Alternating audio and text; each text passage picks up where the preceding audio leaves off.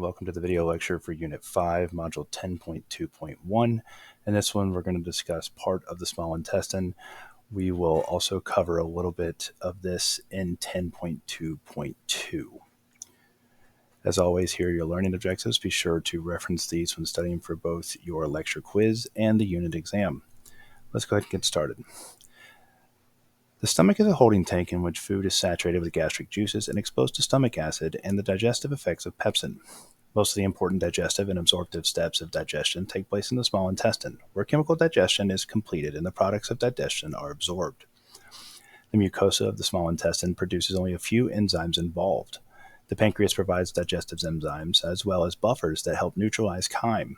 The liver secretes bile, a solution stored in the gallbladder for discharge into the small intestine. Bile contains buffers and bile salts, compounds that facilitate digestion and absorption of lipids. The small intestine plays a key role in the digestion and absorption of nutrients. 90% of nutrient absorption takes place in the small intestine. Most of the rest occurs in the large intestine. The small intestine averages about 6 meters in length. Its diameter ranges from 4 centimeters at the stomach to about 2.5 centimeters at the junction with the large intestine. It occupies all abdominal regions except the right and left hypochondriac and epigastric regions. The small intestine has 3 segments: the duodenum, the jejunum, and the ileum. The duodenum is about 25 centimeters in length, its segment closest to the stomach. This portion of the small intestine is the mixing bowl. It receives chyme from the stomach and digestive secretions from the pancreas and liver. From its connection with the stomach, the duodenum curves in a C that encloses the pancreas. Except for the proximal 2.5 centimeters, the duodenum is in a retroperitoneal position between vertebrae L1 and L4.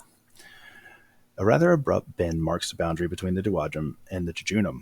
At this junction, the small intestine re-enters the peritoneal cavity supported by a sheet of mesentery. The jejunum is about 2.5 meters long. The bulk of chemical digestion and nutrient absorption occurs there. The ileum, the final segment of the small intestine, is also the longest. It averages 3.5 meters in length. The ileum ends at the ileocecal valve.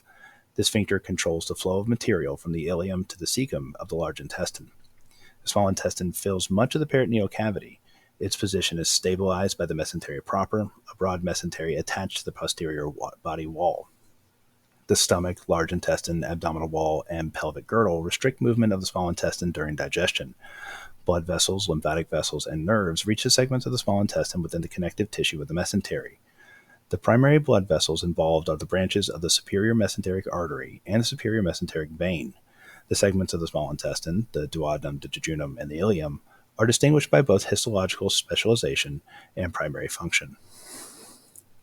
The intestinal lining has a series of transverse folds called circular folds or plicae circularis. Unlike the rugae in the stomach, the circular folds are permanent features. They do not disappear when the small intestine fills. The small intestine contains about 800 circular folds, roughly 2 per centimeter or so. They greatly increase the surface area available for absorption. The mucosa of the small intestine have a series of finger-like projections, or the intestinal villi. The villi are covered by simple columnar epithelium that is carpeted with microvilli. The cells are said to have a brush border because the microvilli project from the epithelium like bristles on a brush. If the small intestine were a simple tube with smooth walls, it would have a total absorptive area of about 3,300 centimeters squared. Instead, the mucosa contains circular folds. Each circular fold supports a forest of villi, and epithelial cells bearing microvilli cover each villus. This arrangement increases the total area for absorption by a factor of more than 600 to approximately 2 million cubic centimeters. This area is nearly the size of 10 lanes in a bowling alley. The lamina propria of each villus contains an extensive network of capillaries that originate in a vascular network within the submucosa. These capillaries carry absorbed nutrients to the hepatic portal circulation for delivery to the liver. The liver then adjusts the nutrient concentrations of blood before the blood reaches the general systemic circulation. In addition to capillaries and nerve endings, each villus contains a lymphatic capillary called a lacteal. Lacteals transport materials that cannot enter blood capillaries. For example, absorbed fatty acids are assembled into protein lipid packages that are too large to diffuse into the bloodstream. These packets, called chylomicrons, reach the venous circulation through the thoracic duct, which delivers lymph to the left subclavian vein. The name lacteal refers to the pale, milky appearance of the lymph that contains a large quantity of lipids. The intestinal villi move back and forth, exposing the epithelial surfaces to the liquefied intestinal contents. Contractions of the mucolaris mucosae and smooth muscle cells within the villi bring out this movement. The movement makes absorption more efficient by quickly eliminating local differences in nutrient concentration. Movements of the villi also squeeze the lacteals, helping to move the lymph out of the villi. Mucus cells between the columnar epithelial cells eject mucinins into the intestinal surfaces. At the bases of the villi are the entrances to the intestinal glands, or the crypts of lubricant. These glandular pockets extend deep into the underlying lamina propria. Near the base of each intestinal gland, stem cell divisions produce new generations of epithelial cells, which are continually displaced towards the intestinal surface. In a few days, the new cells reach the tip of a villus and are shed into the intestinal lumen. This ongoing process renews the epithelial surface. The disintegration of the shed cells adds enzymes to the lumen. The most important of the enzymes introduced into the lumen come from the apical portions of the intestinal cells. Brush border enzymes are integral membrane proteins on the surface of intestinal macrovilli. These enzymes break down materials that come in contact with the brush border. The epithelial cells then absorb the breakdown products. Once the epithelial cells are shed, they disintegrate within the lumen, releasing both intracellular and brush border enzymes. Enteropeptidase, also called enterokinase, is one brush border enzyme that enters the lumen in this way. It does not directly participate in digestion. Instead, it activates a key pancreatic proenzyme, trypsinogen. We'll consider functions of enteropeptidase and other brush border enzymes in a later section. Intestinal glands also contain enteroendocrine cells that produce several intestinal hormones, including gastrin, cholecystokinin, and secrin. The duodenum has a number of mucus glands, both in the epithelium and deep to it. In addition to the intestinal glands, its submucosa contains duodenal glands, also called submucosal glands or Brunner's glands. Duodenal glands produce copious quantities of mucus when chyme arrives from the stomach. The mucus protects the epithelium from the acidity of the chyme and also contains bicarbonate ions that help raise the pH of the chyme. As the chyme travels the length of the duodenum, its pH increases from 1 to 2 to 7 to 8. The duodenal glands also secrete the hormone urogastrin, which inhibits gastric acid production and stimulates the division of epithelial stem cells along the digestive tract. The duodenum has a few circular folds, and their villi are small. The primary function of the duodenum is to receive chyme from the stomach and neutralize its acids before they can damage the absorptive surfaces of the small intestine. Over the proximal half of the jejunum, however, circular folds and villi are very prominent. Thereafter, the circular folds and villi gradually decrease in size. This reduction parallels a reduction in absorptive activity. Most nutrient absorption takes place before ingested materials reach the ileum. One rather drastic surgical method of promoting weight loss is the removal of a significant portion of the jejunum. The resulting reduction in absorptive area causes a marked weight loss and may not interfere with adequate nutrition, but the side effects can be very serious. The distal portions of the ileum lack circular folds. The lamina propria contains about 20 to 30 masses of lymphoid tissue called aggregated lymphoid nodules, or Peyer's patches. These lymphoid tissues are most abundant in the terminal portion of the ileum, near the entrance to the large intestine. The lymphocytes in the aggregated lymphoid nodules protect the small intestine from bacteria that normally inhabit the large intestine. Roughly 1.8 liters of watery intestinal juice enters the intestinal lumen each day. Intestinal juice moistens chyme, helps to buffer acids, and keeps both the digestive enzymes and the product of digestion in solution. Much of this fluid arrives by osmosis, as water flows out of the mucosa and into the concentrated chyme. The rest is secreted by intestinal glands, stimulated by the activation of touch receptors and stretch receptors in the intestinal walls. The duodenal glands help protect the duodenal epithelium from gastric acids and enzymes. These glands increase their secretion in response to 1. Local reflexes, 2. The release of the hormone enterocrinin by the enteroendocrine cells of the duodenum, and 3. Parasympathetic stimulation through the vagus nerves. The first two mechanisms operate only after chyme arrives in the duodenum. However, the duodenal glands begin secreting during the ciliatic phase of gastric secretion, long before the chyme reaches the pyloric sphincter. They do so because the vagus nerve activity triggers their secretion. Thus, the duodenal lining has a protection in advance. Sympathetic stimulation inhibits the duodenal glands, leaving the duodenal lining unprepared for the arrival of chyme. This effect probably explains why chronic stress or other factors that promote sympathetic activation can cause duodenal ulcers. After chyme has arrived in the duodenum, weak peristaltic contractions move it slowly towards the jejunum. The contractions are myenteric reflexes that are not under CNS control. Their effects are limited to within a few centimeters of the site of the original stimulus. Motor neurons in the submucosal and myenteric plexuses control these short reflexes. In addition, some of the smooth muscle cells contract periodically, even without stimulation, establishing a basic contractile rhythm that then spreads from cell to cell. The stimulation of the parasympathetic system increases the sensitivity of weak myenteric reflexes and speeds up both local peristalsis and segmentation. More elaborate reflexes coordinate activities along the entire length of the small intestine. The gastroenteric and gastroileal reflexes speed up movement along the small intestine. This effect is the opposite of that from the enterogastric reflex. Hormones released by the digestive tract can enhance or suppress reflexes. For example, the gastroileic reflex is triggered by stretch receptor stimulation. However, the degree of ileocecal valve relaxation is enhanced by gastrin, which is secreted in large quantities when food enters the stomach. The pancreas lies posterior to the stomach. It extends laterally from the duodenum towards the spleen. The pancreas is an elongate, pinkish-gray organ about 15 centimeters long and weighing about 80 grams. The broad head of the pancreas lies within the loop formed by the duodenum as it leaves the pylorus. The slender body of the pancreas extends towards the spleen, and the tail is short and bluntly rounded. The pancreas is retroperitoneal and firmly bound to the posterior wall of the abdominal cavity. The surface of the pancreas has a lumpy, lobular texture. A thin, transparent capsule of connective tissue wraps the entire organ. The pancreatic lobules, associated with blood vessels and secretory ducts, are visible through the anterior capsule and the overlying layer of peritoneum. Arterial blood reaches the pancreas by way of branches of the splenic, superior mesenteric, and common hepatic arteries. The pancreatic arteries and pancreaticoduodenal arteries are the major branches from these vessels. The splenic vein and its branches drain the pancreas. The pancreas is primarily an exocrine organ. It produces digestive enzymes and buffers. The large pancreatic duct, or the duct of Wirsung, delivers these secretions to the duodenum. In 3 to 10% of the population, a small accessory pancreatic duct, or the Santorini duct, branches from the pancreatic duct. The pancreatic duct extends within the attached mesentery to reach the duodenum, where it meets the common bile duct from the liver and the gallbladder. The two ducts then empty into the duodenal ampulla, or the ampulla of Vater, a chamber roughly about halfway along the length of the duodenum. When present, the accessory pancreatic duct usually empties into the duodenum independently, outside of the duodenal ampulla.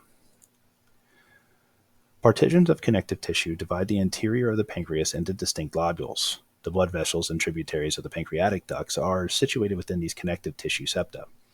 Recall that the pancreas is an example of a compound tubuloalveolar gland. In each lobule, the ducts branch repeatedly before ending in blind pockets called pancreatic ancini. The pancreatic ancinus is lined with simple cuboidal epithelium. Pancreatic islets, the endocrine tissues of the pancreas, are scattered along the ancini. The islets account for only about 1% of the cell population of the pancreas. The pancreas has two distinct functions, one endocrine and the other exocrine. The endocrine cells of the pancreatic islets secrete insulin and glucagon into the bloodstream to control blood sugar. The exocrine cells include the ancinar cells and the epithelial cells that line the duct system. Together, these exocrine cells secrete pancreatic juice, an alkaline mixture of digestive enzymes, water, and ions, into the small intestine. Ancinar cells secrete pancreatic enzymes, which do most of the digestive work in the small intestine. Pancreatic enzymes break down ingested materials into small molecules suitable for absorption. The water and ions secreted primarily by the cells lining the pancreatic duct help dilute and neutralize acid in the chyme. Each day, the pancreas secretes about 1,000 milliliters of pancreatic juice. Hormones from the duodenum control these secretory activities. When chyme arrives in the duodenum, secrin is released. This hormone triggers the pancreatic secretion of a watery buffer solution with a pH of about 7.5 to 8.8. Among its other components, the secretion contains bicarbonate and phosphate buffers that help raise the pH of the chyme. Another duodenal hormone, cholecystokinin, stimulates the production and secretion of pancreatic enzymes. Stimulation by the vagus nerves also increases the secretion of pancreatic enzymes. Recall that the stimulation takes place during the celiac phase of the gastric regulation, so the pancreas starts to synthesize enzymes before food even reaches the stomach. This head start is important because enzyme synthesis takes much longer than the production of buffers. By starting early, the pancreatic cells are ready to meet the demand when chyme arrives in the duodenum. The pancreatic enzymes include the following: pancreatic alpha amylase, carbohydrase, an enzyme that breaks down certain starches. Pancreatic alpha amylase is most identical to salivary amylase. Pancreatic lipase, which breaks down certain complex lipids, releasing products such as fatty acids that can be easily absorbed. nucleases, which break down RNA or DNA, proteolytic enzymes, which break apart certain proteins. And these enzymes include proteases, which break apart large protein complexes, and peptidases, which break small peptide chains into individual amino acids. Proteolytic enzymes account for about 70% of the total pancreatic enzyme production. These enzymes are secreted as inactive proenzymes. They are activated only after they reach the small intestine. Proenzymes discussed earlier include pepsinogen, angiotensinogen, plasminogen, fibrinogen, and many of the clotting factors and enzymes of the complement system. As in the stomach, the release of a proenzyme rather than an active enzyme protects the secretory cells from the destructive effects of their own products.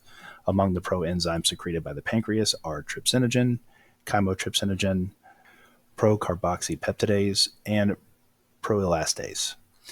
Inside the duodenum, enteropeptidase in the brush border and the lumen triggers the conversion of trypsinogen to trypsin, an active protease. Trypsin then activates other proenzymes, producing chymotrypsin, carboxypeptidase, and elastase. Each enzyme attacks peptide bonds, leaking specific amino acid, and ignores others. Together, these enzymes break down proteins into a mixture of dipeptides, tripeptides, and amino acids. The liver is the largest visceral organ. It is one of our most versatile organs and the center for metabolic regulation in the body. Most of its mass lies in the right hypochondriac and epigastric regions, but it may extend into the left hypochondriac and umbilical regions as well. The liver weighs about 1.5 kilograms. This large, firm, reddish-brown organ performs essential metabolic and synthesis functions. The liver is wrapped in a tough fibrous capsule and it's covered by a layer of visceral peritoneum. On the anterior surface, the falciform ligament marks the division between the organ's left and right lobes. A thickening in the posterior margin of the falciform ligament is the round ligament, or ligamentum teres. This fibrous band marks the path of the fetal umbilical vein. On the posterior surface of the liver, the impression left by the inferior vena cava marks the division between the right lobe and the small caudate lobe. Inferior to the caudate lobe lies the quadrate lobe, sandwiched between the left lobe and the gallbladder. Afferent blood vessels and other structures reach the liver by traveling within the connective tissues of the lesser omentum. They converge at a region called the porta hepatis.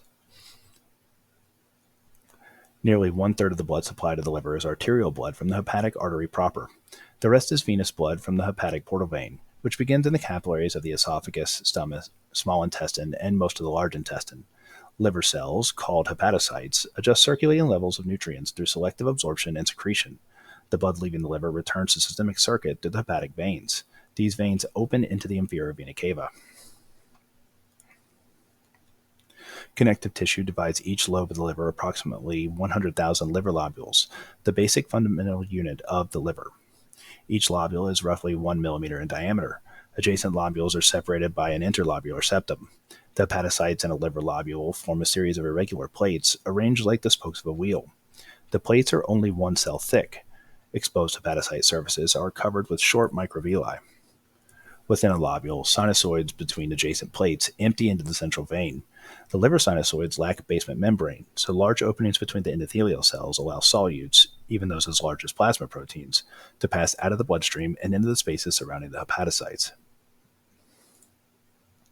The lining of the sinusoids contains typical endothelial cells and large number of Kupffer cells, also known as stellate reticuloendothelial cells. These phagocytotic cells are part of the monocyte macrophage system.